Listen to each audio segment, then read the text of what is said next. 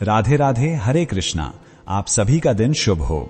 आज दिनांक है 15 नवंबर, दिन है शनिवार और आज अघन मास मार्गशीर्ष के कृष्ण पक्ष की एकादशी तिथि है। दशमी तिथि आज देर रात 12:49 पर समाप्त हो चुकी है, जिसके बाद एकादशी तिथि प्रारंभ हुई है। एकादशी का व्रत अत्यंत शुभ और पुण्यदायक माना जाता है। आज सूर्योदय होगा सुबह 6:45 पर, सूर्यास्त होगा शाम 5:37 पर। ब्रह्म मुहूर्त सुबह 5:09 से 5:57 रहेगा और अभिजीत मुहूर्त सुबह 11:39 से दोपहर 12:33 तक रहेगा। राहु काल आज शनिवार को सुबह 9 बजे से सुबह 10:30 बजे तक रहेगा। आज पहले सुनिए सीता नित्यनेम की कथा और उसके बाद सुनिए मां अन्नपूर्णा की कथा। फिर आप सुनेंगे मार्गशीर्ष मास महात्म्य का आज का अध्याय। सीता नित्यनेम की कथा। इस कहानी को सीता माता कहती थीं और प्रभु श्री राम सुना करते थे। एक दिन श्री राम भगवान को किसी काम के लिए बाहर जाना पड़ा, तो सीता माता कहने लगी कि भगवान, मेरा तो 12 वर्ष का नित्यनेम है, अब आप बाहर जाएंगे तो मैं अपनी कहानी किसे सुनाऊंगी। तब श्री राम ने कहा कि सीते, आप कुएं की पाल पर जाकर बैठ जाना और वहां पर जो भी औरतें पानी भरने आएंगी उन्हें अपनी कहानी सुना दिया करना। सीता माता कुएं की पाल पर जाकर बैठ गईं। तभी एक स्त्री आई। उसने रेशम की जरी की साड़ी पहन रखी थी और सोने का घड़ा ले रखा था। सीता माता उसे देखकर कहने लगी, बहन, मेरा 12 वर्ष का नित्यनेम सुन लो। पर वो स्त्री बोली कि मैं तुम्हारा नित्यनेम सुनूंगी तो मुझे तो घर जाने में देर हो जाएगी और मेरी सास मुझसे झगड़ा करेगी। इसलिए उसने कहानी नहीं सुनी और अपने घर चली गई। लेकिन उसके घर जाते ही उसकी रेशम जरी की साड़ी फट गई, सोने का घड़ा मिट्टी के घड़े में बदल गया। सासू ने देखा तो पूछा, अरे बहू, ये किसका दोष अपने सिर लेकर आ गई है। बहू बोली, माँ जी, कुएं पर एक औरत बैठी थी, उसने अपनी कहानी सुनने के लिए कहा, लेकिन मैंने नहीं सुनी, शायद उसी का ये फल मुझे मिला है। बहू की बात सुनकर अगले दिन वही साड़ी और वही घड़ा लेकर सास कुएं की पाल पर गई। सास को वहीं पर सीता माता बैठी मिली, तो माता सीता ने कहा, बहन, मेरी कहानी सुन लीजिए। सासू बोली, एक बार छोड़, मैं तो 4 बार कहानी सुन लूंगी। तब सीता माता बोली, राम आए लक्ष्मण आए, देश के पुजारी आए, नित नेम का नेम लाए, आओ राम बैठो राम, तपी रसोई जीमो राम, माखन मिश्री खाओ राम, दूध पताशा पियो राम, सूत के पलका मोठो राम, शाल दुशाला पोठो राम, शाल दुशाला ओढ़ो राम, जब बोलूं राम ही राम, राम सवारे सबके काम, खाली घर भंडार भरेंगे, सबका बीड़ा पार करेंगे, श्री राम जय जय राम। सासू बोली, बहन, कहानी तो बहुत अच्छी लगी। फिर कहानी सुनकर सासू घर चली गई और उसकी साड़ी फिर से रेशम जरी की बन गई। मिट्टी का घड़ा भी फिर वापस से सोने के घड़े में बदल गया। बहू ने देखा तो कहने लगी, सासू माँ, आपने ये सब कैसे किया। सासू बोली, बहू, तू दोष लगा कर आई थी और मैं अब दोष उतार कर आ रही हूँ। बहू ने पूछा कि माँ जी, वो कुएं वाली स्त्री कौन है। सासू ने बताया कि वो तो सीता माता थीं। वो पुराने से नया कर देती हैं, खाली घर में भंडार भर देती हैं, वो लक्ष्मी जी का वास घर में कर देती हैं और मनुष्य की जो भी इच्छा हो उसे पूर्ण कर देती हैं। बहू बोली, माँ जी, फिर तो ऐसी कहानी मुझे भी सुना दो। सास बोली कि ठीक है, तुम भी सुनो। फिर सास ने कहानी शुरू की। राम आए लक्ष्मण आए, देश के पुजारी आए, नित नेम का नेम लाए, आओ राम बैठो राम, तपी रसोई जीमो राम, माखन मिश्री खाओ राम, दूध पताशा पियो राम, सूत के पलका मोठो राम, शाल दुशाला पोठो राम, शाल दुशाला ओढ़ो राम, जब बोलूं राम ही राम, राम सवारे सबके काम, खाली घर भंडार भरेंगे, सबका बीड़ा पार करेंगे, श्री राम जय जय राम। कहानी सुनकर बहू बोली, माँ जी, कहानी तो बहुत अच्छी है। सासू ने कहा, ठीक है, अब से हम इस कहानी को रोज किया करेंगे। अब सास बहू रोज सवेरे उठती, नहाती धोती और पूजा करने के बाद नितनेम की सीता माता की कहानी कहती। एक दिन की बात है, उनके यहाँ पड़ोस की एक औरत आई और बोली कि बहन, जरा सी आंच तो देना। तो बहू बोली कि आज तो अभी हमने जलाई ही नहीं। पड़ोसन बोली, तो फिर तुम सुबह 4 बजे से उठकर क्या कर रही हो। तो उन्होंने कहा कि हम तो सुबह सुबह उठकर पूजा करते हैं, फिर सीता माता की नितनेम की कहानी कहते हैं। पड़ोसन ने उनकी बात सुनकर फिर कहा कि सीता माता की कहानी कहने से तुम्हें क्या मिला। तब वे दोनों बोली कि सीता माता की कहानी कहने से घर में भंडार भर जाते हैं, सारे काम पूर्ण हो जाते हैं, मन की इच्छा भी पूरी होती है। पड़ोसन ने कहा, बहन अगर ऐसा है तब तो फिर मुझे भी कहानी सुना दो। तब बहू बोली कि ठीक है, तुम भी ये कहानी सुन लो। राम आए लक्ष्मण आए, देश के पुजारी आए, नित नेम का नेम लाए, आओ राम बैठो राम, तपी रसोई जीमो राम। माखन मिश्री खाओ राम, दूध बताशा पियो राम, सूत के बल का मोठो राम, शाल दुशाला पोठो राम, शाल दुशाला ओढ़ो राम, जब बोलूं राम ही राम, राम सवारे सबके काम, खाली घर भंडार भरेंगे, सबका बेड़ा पार करेंगे, श्री राम जय जय राम। पड़ोसन ने इस कहानी को सुना तो कहने लगी, बहन कहानी तो बहुत अच्छी लगी। अब वो पड़ोसन भी नितनेम सीता माता की कहानी कहने लगी। कहानी कहने से सीता माता ने पड़ोसन के भी धन के भंडार भर दिए। देखते ही देखते अब तो पूरे मोहल्ले में नितनेम की कथा चल पड़ी और हर किसी की मनोकामना पूर्ण होने लगी। हे सीता माता, जैसे आपने उन सभी के भंडार भरे वैसे ही हमारे भी भरना। कहानी कहने वाले, सुनने वाले और हुंकार भरने वाले सबके भरना। सभी प्रेम से बोलिए सीता मैया की जय। माँ अन्नपूर्णा व्रत की कथा। माँ अन्नपूर्णा व्रत की कथा के अनुसार प्राचीन समय की बात है। काशी निवासी धनंजय की पत्नी का नाम सुलक्षणा था। उसे अन्य सभी सुख प्राप्त थे, केवल निर्धनता ही उनके दुख का एकमात्र कारण था और यही दुख उसे हर समय सताता था। एक दिन सुलक्षणा अपने पति से बोली, स्वामी आप कुछ उद्यम करो तो काम चले, इस प्रकार कब तक काम चलेगा। सुलक्षणा की ये बात धनंजय के मन में बैठ गई और वो उसी दिन विश्वनाथ शंकर जी को प्रसन्न करने के लिए बैठ गया और कहने लगा, हे देवादिदेव विश्वेश्वर, मुझे पूजा पाठ कुछ भी करना नहीं आता, मैं तो केवल आपके ही भरोसे बैठा हूं। इतनी विनती करके वो 2-3 दिन तक लगातार भूखा प्यासा बैठा रहा। ये देखकर भगवान शंकर ने उसके कान में अन्नपूर्णा अन्नपूर्णा अन्नपूर्णा इस प्रकार 3 बार कहा। ये कौन क्या कह गया? बस इसी सोच में धनंजय पड़ गया कि मंदिर से आते ब्राह्मण को देखकर वो पूछने लगा, पंडित जी अन्नपूर्णा कौन है? तब ब्राह्मण ने कहा, अरे धनंजय, तू तो अन्न छोड़कर बैठा है, इसलिए तुझे हर समय अन्न की ही बात सूझती है।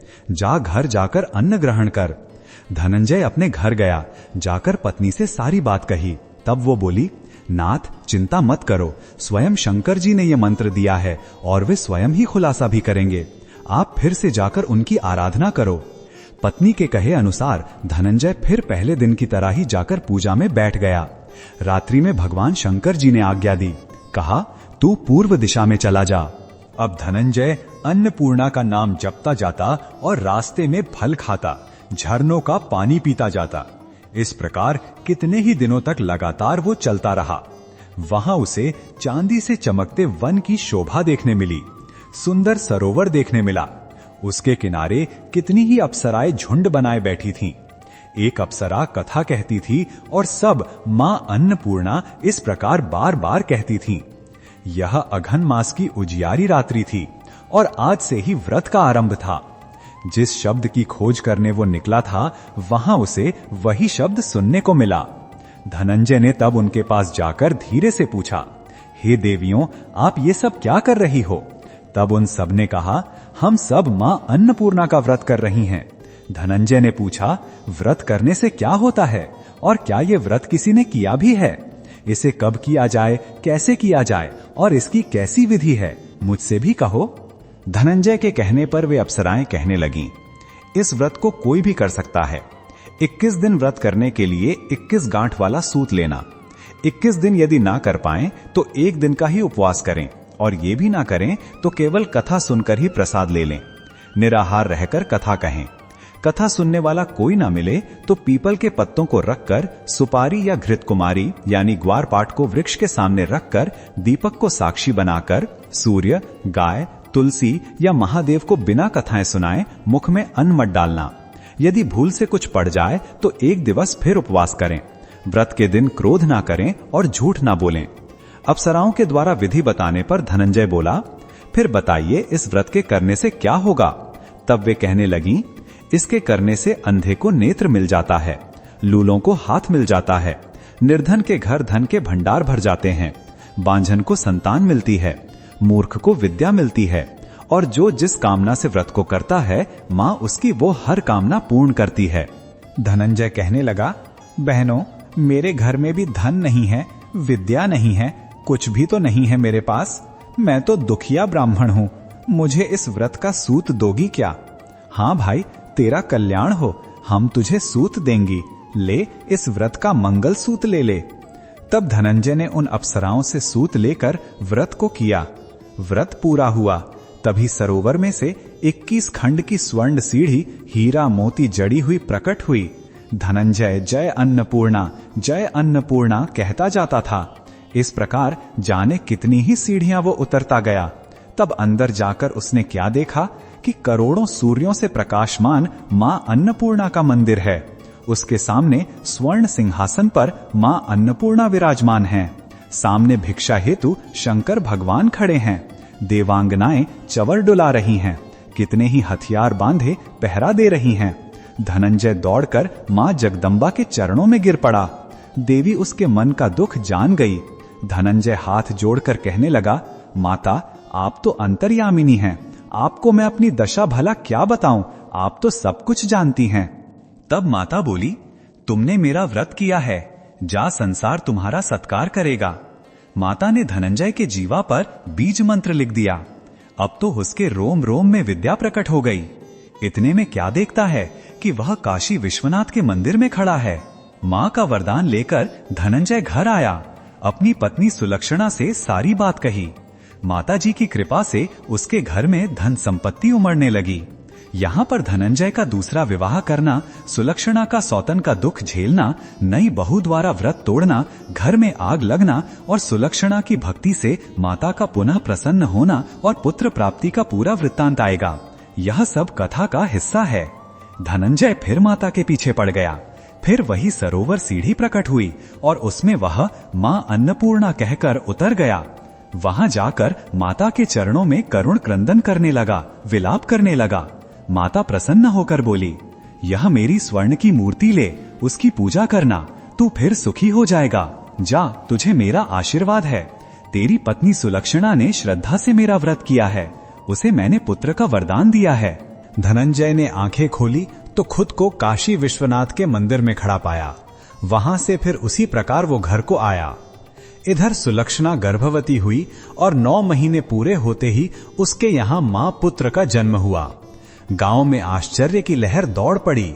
अब तो गांव में जिसकी कोई भी कामना होती वही मनौती मांगने लगता और इस तरह सभी लोगों की मनोकामनाएं पूर्ण होने लगी। हे अन्नपूर्णा माता, जैसे आपने उनके भंडार भरे वैसे सबके भंडार भरे। सभी प्रेम से बोलिए, अन्नपूर्णा माता की जय। अब सुनिए आज का महात्म्य। देवर्षि नारद जी ने पूछा, हे भगवान, पूतना का वध करने के बाद बालक श्री कृष्ण और बलराम का आगे किस प्रकार लालन पालन हुआ? उनके जन्म के बाद उनके कौन कौन से संस्कार किए गए और उनका नामकरण किस प्रकार हुआ? कृपया ये सारा वृत्तांत विस्तार से सुनाइए। भगवान नारायण बोले, हे नारद सुनो। पूतना के मारे जाने के बाद नंद भवन में एक बार तो शोक छा गया, लेकिन तुरंत ही आनंद का वातावरण भी बन गया। गर्ग मुनि का आगमन और नामकरण संस्कार। पूतना वध के कुछ ही समय बाद नंद राय जी को अपने दोनों बालकों के नामकरण संस्कार की चिंता हुई। नंद जी ने अपने पुरोहित और यादवों के आचार्य गर्ग मुनि को याद किया। गर्ग मुनि ज्योतिष के महान ज्ञाता थे और वे सब जानते थे कि ये दोनों बालक कौन हैं, किंतु कंस के भय से वे गोकुल में गुप्त रूप से पधारे। नंद जी ने गर्ग मुनि से कहा, हे मुनिवर, आप हमारे दोनों बालकों का नामकरण संस्कार करें, जिससे ये दीर्घायु हों और इन्हें आपका आशीर्वाद मिले। गर्ग मुनि ने कहा, हे नंद, मैं यह कार्य गुप्त रूप से करूंगा, क्योंकि यदि कंस को पता चला कि मैं तुम्हारे पुत्रों का नामकरण कर रहा हूं तो उसे संदेह हो सकता है, क्योंकि मैं तो वसुदेव का पुरोहित हूं। गर्ग ऋषि ने सबसे पहले बलराम जी का नामकरण किया। यह बालक रोहिणी का पुत्र है, इसलिए यह रोहिणेय कहलाएगा। इसमें अपार बल है, इसलिए यह बलराम और बलभद्र के नाम से जाना जाएगा। साथ ही यह संकर्षण भी है, क्योंकि देवकी के गर्भ से इसे योग माया द्वारा संकर्षण स्थानांतरित किया गया था। इसके बाद गर्ग मुनि ने श्री कृष्ण की ओर देखा और बोले, तुम्हारे इस बालक के पूर्व में अनेक रूप हुए हैं। हर युग में इसने अलग अलग वर्ण धारण किए हैं, जैसे श्वेत, रक्त और पीत, किंतु इस जन्म में इसका वर्ण श्याम है, इसलिए यह कृष्ण कहलाएगा। यह न केवल नंद और यशोदा को बल्कि समस्त ब्रज और सभी भक्तों को परम आनंद प्रदान करेगा, इसलिए इसे गोविंद और गोपाल भी कहा जाएगा। गर्ग मुनि ने नंद और यशोदा को आशीर्वाद दिया और कहा कि यह बालक स्वयं नारायण का अंश है और यह समस्त असुरों का संहार करेगा। इतना कहकर वे गुप्त रूप से गोकुल से चले गए।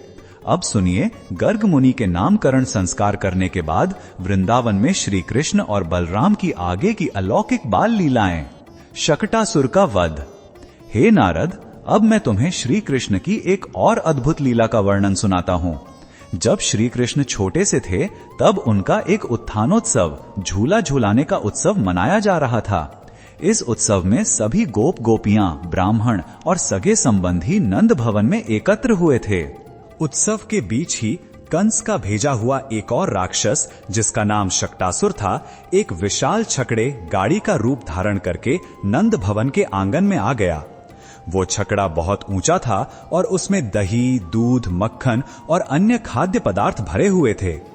वो छकड़ा किसी भी समय बालक पर गिर सकता था। यशोदा मैया ने उत्सव के कारण बालक कृष्ण को एक पालने में सुला दिया था। जब कृष्ण ने देखा कि ये छकड़ा, जो वास्तव में एक असुर है, उनके ऊपर खतरा बनकर मंडरा रहा है, तो उन्होंने अपनी लीला शुरू की। बालक श्री कृष्ण को अचानक क्रोध आ गया। वो छकड़े के नीचे पालने में लेटे हुए थे। उन्होंने अपने कोमल और छोटे से पैर को हवा में उठाया और उस विशाल छकड़े पर एक लात मार दी। उनके चरण का स्पर्श पाते ही धड़ाम, वो विशाल छकड़ा, जो शकटासुर का रूप था, टुकड़े टुकड़े होकर बिखर गया। उसमें भरे हुए दही, मक्खन और मिट्टी के बर्तन सब टूटकर जमीन पर फैल गए। उत्सव में लीन गोकुलवासी ये देखकर चौंक गए। उन्होंने देखा कि एक बहुत बड़ा छकड़ा अपने आप टूटकर बिखर गया है और उनके प्रिय कृष्ण पालने में लेटे हुए मुस्कुरा रहे हैं। सभी गोप गोपियां आश्चर्यचकित थे। वे नहीं समझ पाए कि यह किसी बालक का काम हो सकता है। वे कहने लगे, अरे ये छकड़ा तो बहुत मजबूत था, ये अपने आप कैसे टूट गया? किसी ने कहा, जरूर कोई अज्ञात शक्ति इस छकड़े के अंदर थी जो फूटकर बाहर निकल गई। नंद बाबा और यशोदा मैया ने सोचा कि ये कोई राक्षसी बाधा थी जो स्वयं ही दूर हो गई। उन्होंने तुरंत ब्राह्मणों को बुलाया और बच्चे की रक्षा के लिए अनेक स्वस्ति वाचन और पुण्यदान किए। वे अपने लाला की ओर देखकर यही सोचते रहे कि ये कोई साधारण बालक नहीं है। हे नारद, इस प्रकार शकटासुर का वध हुआ और गोकुल एक और संकट से मुक्त हो गया। शकटासुर के वध के बाद भी कंस शांत नहीं बैठा। उसने गोकुल में बच्चे को मारने के लिए एक और भयंकर राक्षस को भेजा, जिसका नाम था तृणावर्त। तृणावर्त ने बवंडर का रूप धारण किया। वह गोकुल में आया और चारों ओर जोरदार हवाएं चलने लगीं, जिससे चारों ओर धूल का गुबार छा गया। दिन में भी अंधकार छा गया। लोगों की आंखें बंद होने लगीं और वे एक दूसरे को देख भी नहीं पा रहे थे। इसी तूफान के बीच तृणावर्त का उद्देश्य था उस बालक कृष्ण को उठा लेना। राधे राधे, हरे कृष्णा। आप सभी का दिन शुभ हो। आज दिनांक है 15 नवंबर, दिन है शनिवार और आज अघन मास मार्गशीर्ष के कृष्ण पक्ष की एकादशी तिथि है। दशमी तिथि आज देर रात 12:49 पर समाप्त हो चुकी है, जिसके बाद एकादशी तिथि प्रारंभ हुई है। एकादशी का व्रत अत्यंत शुभ और पुण्यदायक माना जाता है। आज सूर्योदय होगा सुबह 6:45 पर, सूर्यास्त होगा शाम 5:37 पर। ब्रह्म मुहूर्त सुबह 5:09 से 5:57 रहेगा और अभिजीत मुहूर्त सुबह 11:39 से दोपहर 12:33 तक रहेगा। राहु काल आज शनिवार को सुबह 9 बजे से सुबह 10:30 बजे तक रहेगा। आज पहले सुनिए सीता नित्यनेम की कथा और उसके बाद सुनिए मां अन्नपूर्णा की कथा। फिर आप सुनेंगे मार्गशीर्ष मास महात्म्य का आज का अध्याय। उस समय यशोदा मैया अपने आंगन में थीं। बालक कृष्ण खेल रहे थे। जैसे ही तृणावर्त ने तूफान के रूप में आंगन में प्रवेश किया, कृष्ण तुरंत हवा में उछलकर उस राक्षस की कमर से चिपक गए। तृणावर्त हवा में कृष्ण को लेकर उड़ने लगा। वो सोच रहा था कि उसने बालक को हरण कर लिया है, लेकिन जैसे जैसे वो ऊपर जा रहा था, उसे लगा जैसे उसने किसी छोटे बालक को नहीं बल्कि पूरे पर्वत को उठा लिया हो। श्री कृष्ण ने अपने शरीर का भार इतना बढ़ा दिया कि तृणावर्त के लिए उड़ना असंभव हो गया। श्री कृष्ण ने तृणावर्त के गले को अपने कोमल हाथों से कसकर पकड़ लिया, जिससे उसका दम घुटने लगा। तृणावर्त का बल समाप्त हो गया। वो अपने भयंकर वास्तविक राक्षस रूप में आ गया और हाहाकार मचाता हुआ गोकुल के पास एक विशाल चट्टान पर मृत होकर जमीन पर गिर पड़ा। इधर गोकुल में तूफान शांत होते ही यशोदा मैया हाहाकार मचाने लगी, मेरा लाल कहां गया, मेरा कन्हैया कहां गया। उन्हें लगा कि तूफान उनके पुत्र को उड़ा ले गया। सभी गोप गोपियां भयभीत होकर रोने लगे। तभी उनकी दृष्टि दूर एक विशाल मृत राक्षस पर पड़ी। जब वे पास गए तो उन्होंने देखा कि उनके प्रिय कृष्ण, जो अभी कुछ क्षण पहले खो गए थे, उस राक्षस के वक्षस्थल पर निर्भय होकर बैठे हुए थे और मंद मंद मुस्कुरा रहे थे। गोपियां, नंद बाबा और यशोदा मैया का आनंद देखते ही बनता था। उन्होंने तुरंत कृष्ण को गोद में उठा लिया। यशोदा मैया ने रोते हुए उन्हें दूध पिलाया और अपने पुत्र की दीर्घायु के लिए अनेक मन्नतें मानी। तृणावर्त का उद्धार करके भगवान ने ब्रजवासियों को यह संकेत दिया कि अब वे बड़े होने लगे हैं और गोकुल की रक्षा वे स्वयं करेंगे। हे नारद, जब गोकुल में इस प्रकार लगातार विपत्तियां आने लगी तो ब्रज के लोगों में बड़ा भय छा गया। एक दिन नंद बाबा ने सभी गोपों को एकत्र किया और कहा, भाइयों, हमारे इस गोकुल में ये कैसे कैसे अनर्थ हो रहे हैं। पूतना, छकड़ा, बवंडर, लगातार विपत्तियां आ रही हैं। लगता है हमारी ये भूमि अब अशुभ दोष से ग्रस्त हो गई है। तभी वहां उपस्थित हुए एक विद्वान ने भी यही बात दोहराई। नंद जी ने निर्णय लिया, अब हमें इस गोकुल को छोड़कर किसी अन्य मंगलमय स्थान पर जाकर रहना चाहिए, ताकि हमारे प्यारे बच्चों, विशेषकर कृष्ण और बलदाऊ को किसी की बुरी नजर ना लगे। सभी गोपों ने एक स्वर में सहमति दी। नंद बाबा ने कहा, मैंने सुना है कि वृंदावन नामक एक स्थान है। वह स्थान गायों के लिए उत्तम है। वहां के जंगल, यमुना नदी का तट और प्राकृतिक सौंदर्य अति मनोहारी है। हम सभी गोकुलवासियों को वहीं चलना चाहिए। अगले ही दिन सभी गोकुलवासियों ने अपनी अपनी गाड़ियां तैयार की। उन्होंने अपनी सारी गृहस्थी का सामान, दूध, दही और अपने प्यारे बच्चों को गाड़ियों में बिठाया। यशोदा मैया ने कृष्ण और बलराम को अपनी गोद में लिया। सभी गोप, गोपियां, गायें और बछड़े वृंदावन की ओर प्रस्थान करने लगे। वृंदावन पहुंचते ही उन्हें अत्यंत शांति और आनंद की अनुभूति हुई। नंद बाबा ने वहां सभी के लिए रहने की व्यवस्था की। इस प्रकार श्री कृष्ण ने गोकुल को त्याग कर वृंदावन में अपनी अगली लीलाएं शुरू की। अब सुनिए, वृंदावन में प्रवेश के बाद भगवान श्री कृष्ण की अत्यंत मधुर और मनमोहक लीलाएं। माखन चोरी और दामोदर लीला, ऊखल बंधन। हे नारद, वृंदावन पहुंचने पर श्री कृष्ण ने अपनी लीलाओं का विस्तार किया। वे अब घुटनों के बल चलने लगे थे और उनके पैरों के पायल की झंकार से सारा वृंदावन गुंजायमान रहता था। बाल कृष्ण की अत्यंत प्रिय और प्रसिद्ध लीला है माखन चोरी। श्री कृष्ण अब केवल नंद भवन का ही नहीं बल्कि पूरे वृंदावन का माखन चुराने लगे थे। वे अपनी नटखट टोली सखाओं को लेकर गोपियों के घरों में जाते थे। वे इतने छोटे थे कि ऊंचे टंगे मटकों तक नहीं पहुंच पाते थे। तब वे अपने सखाओं पर चढ़कर या उल्टे रखे ऊखलों पर चढ़कर माखन चुराते थे। चोरी करने के बाद वे उस माखन को बंदरों और अपने सखाओं को खिलाते थे और कई बार तो चोरी के बाद डरकर माखन को जमीन पर गिरा देते थे। गोपियां परेशान होकर यशोदा मैया के पास शिकायत लेकर आती थीं। एक गोपी ने शिकायत की, मैया, तुम्हारा ये लाल बड़ा शरारती है। ये माखन तो चुराता ही है और जब इसे डांटते हैं तो ये भोला मुख बनाकर ऐसा देखता है कि हम इसकी शिकायत करने भी नहीं आ पाते। ये तो हमारे हृदय की भक्ति भी चुरा लेता है।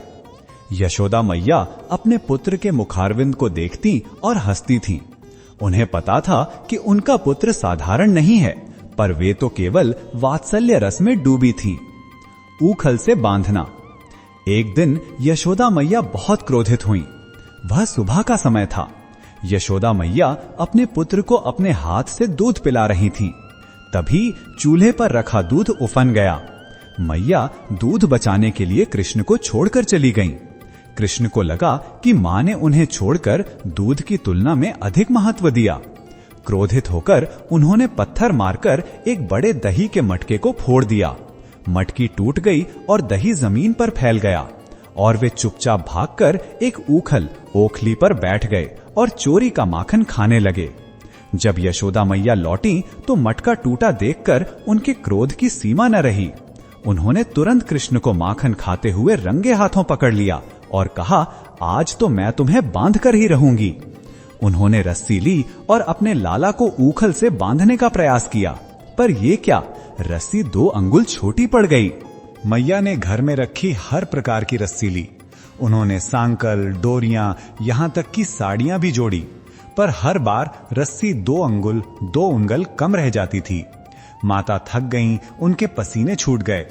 हे नारद, ये लीला अत्यंत गोपनीय है। भगवान ने माता यशोदा को ये दिखाया कि वे अनंत हैं और उन्हें कोई शक्ति या बल नहीं बांध सकता। वे केवल प्रेम और सरलता से ही बंधते हैं। जब कृष्ण ने देखा कि उनकी माता प्रेम में थक कर चूर हो गई हैं, तब उन्होंने अपनी माया को संकुचित किया। श्री हरि ने अपनी माता को ये दिखाया कि वे स्वयं को बांधने की अनुमति दे रहे हैं। जैसे ही उन्होंने अनुमति दी, यशोदा मैया उस छोटी सी रस्सी से उन्हें ऊखल से बांधने में सफल हो गईं। चूंकि माता यशोदा ने उन्हें रस्सी से उदर पेट पर बांधा, इसलिए भगवान का एक नाम दामोदर पड़ा। दाम यानी रस्सी, उदर यानी पेट। यमला अर्जुन का उद्धार। यशोदा मैया ने दामोदर कृष्ण को ऊखल से बांध दिया और स्वयं अपने गृह कार्य में लग गईं। श्री कृष्ण ने देखा कि वे तो बंधे हुए हैं, लेकिन उन्हें तो लीला करनी है। जिस आंगन में वे बंधे थे, वहां पास में 2 विशाल अर्जुन के वृक्ष खड़े थे। ये कोई साधारण वृक्ष नहीं थे, हे नारद। पूर्व काल में ये दोनों वृक्ष कुबेर के पुत्र थे, नल कुबेर और मणग्रीव। ये दोनों अत्यंत अहंकारी थे और मद में चूर होकर इन्होंने तपस्या करते हुए नारद मुनि का अपमान कर दिया था। क्रोधित होकर नारद जी ने उन्हें शाप दिया था कि तुम जड़ वृक्ष बन जाओ। जब दोनों ने क्षमा मांगी तो नारद जी ने कहा था, द्वापर युग में जब साक्षात श्री हरि कृष्ण बनकर नंद भवन में प्रकट होंगे, तब उनके स्पर्श मात्र से तुम्हारा उद्धार होगा। श्री कृष्ण जो ऊखल से बंधे थे, उन दोनों वृक्षों के बीच से निकल पड़े। वो ऊखल क्षैतिज था। जब वो ऊखल दोनों वृक्षों के बीच फंसा तो श्री कृष्ण ने जोर लगाया। कड़क कड़ाक की भयंकर आवाज हुई। वो ऊखल टूट गया और दोनों विशालकाय अर्जुन के वृक्ष जड़ से उखड़कर गिर पड़े। जैसे ही वे गिरे, उन वृक्षों के अंदर से 2 तेजस्वी दिव्य पुरुष प्रकट हुए। वे साक्षात कुबेर के पुत्र नल कुबेर और मणग्रीव थे। उन्होंने हाथ जोड़कर श्री कृष्ण को प्रणाम किया और कहा, हे प्रभु, हम नारद जी के शाप से मुक्त हुए। हम धन के मद में अंधे हो गए थे। आपने हमें शाप से मुक्ति दिलाकर हमें भक्ति का दान दिया है। भगवान ने उन्हें आशीर्वाद दिया और वे दोनों दिव्य पुरुष श्री हरि की स्तुति करके अपने लोक को चले गए। इस अद्भुत लीला को देखकर नंद बाबा और यशोदा मैया भी भयभीत हो गईं। वे समझ गईं कि उनका लाल वास्तव में दैवी शक्ति से युक्त है। इस प्रकार बंधे हुए दामोदर ने यमला अर्जुन का उद्धार किया।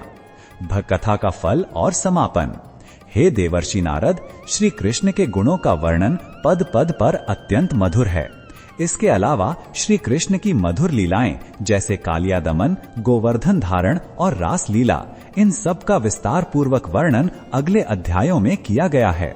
मार्गशीर्ष मास महात्म्य की यह कथा जो कोई भी श्रद्धा से सुनता है, उसके जीवन से भय, शोक, रोग और दुर्भाग्य दूर होते हैं। जैसे सीता माता ने खाली घर में भंडार भरे, जैसे अन्नपूर्णा माता ने धनंजय को पुत्र और धन दिया, और जैसे श्री कृष्ण ने गोपियों को अभय दान दिया, वैसे ही यह कथा सुनने वाले के सारे मनोरथ पूर्ण होते हैं। श्री कृष्ण चालीसा पाठ। अब सुनिए श्री कृष्ण चालीसा पाठ। बंसी शोभित कर मधुर, नील जलद तन श्याम, अरुण अधर जनु बिंबाफल, नयन कमल अभिराम। पूर्ण इंद्र अरविंद मुख, पीतांबर शुभ साज। जय मन मोहन मदन छवि, कृष्ण चंद्र महाराज। जय यदुनंदन जय जगवंदन, जय वासुदेव देवकी नंदन। जय यशोदा सुत नंद दुलारे, जय प्रभु भक्तन के धृगतारे। प्रिय मित्रों, आपको श्री कृष्ण चालीसा का पूरा पाठ पढ़ना है। मैं पढ़ूंगा तो वीडियो काफी लंबी हो जाएगी। इसे आप कथा समाप्त होने के बाद पढ़ सकते हैं। अब हम कथा की अंतिम प्रार्थना करेंगे। नाथ सकल मम को मति निवारो, क्षमहु बेगी अपराध हमारो। खोलो पट अब दर्शन दीजिए, बोलो कृष्ण कन्हैया की जय। यह चालीसा कृष्ण का पाठ करे उधारी, अष्ट सिद्धि नव निधि फल लहे पदार्थ चारी। बोलो श्री कृष्ण भगवान की जय। तो मित्रों, हमारे आज के दिन की संपूर्ण कथा यही समाप्त होती है। देवी अन्नपूर्णा और भगवान श्री कृष्णा जरूर आपकी सभी मनोकामना पूर्ण करेंगे। वीडियो देखने के लिए आपका धन्यवाद। वीडियो लाइक और चैनल को सब्सक्राइब करना न भूलें। कल मिलते हैं अध्याय 11 में। जय श्री कृष्णा।